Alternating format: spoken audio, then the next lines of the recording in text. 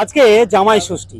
আর জামাই ষষ্ঠী মানে something special, বিশেষ করে জামাইদের কাছে, আর অবশ্যই শাশুড়িদের কাছেও একটা অপেক্ষা। কারণ সারা বছর শাশুড়িরা অপেক্ষায় থাকে কখন বাড়িতে আসবে জামাই আর কখন সেলিব্রেশন হবে জামাই ষষ্ঠী।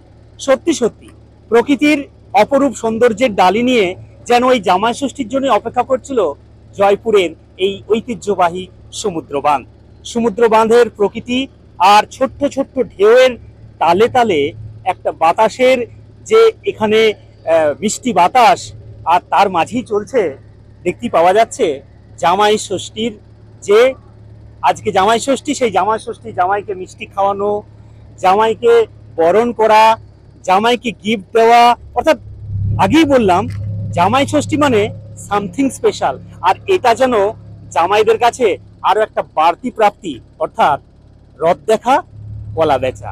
মানে ঘোরার সাথে সাথে জামাই ষষ্ঠী একটু অভিনবভাবে জামাই ষষ্ঠীর পালন জয়পুরে করলেন শাশুড়ি তার দুই জামাইকে নিয়ে। জয়পুর থেকে সৌরভ গঙ্গোপাধ্যায়, কলকাতা টিভি।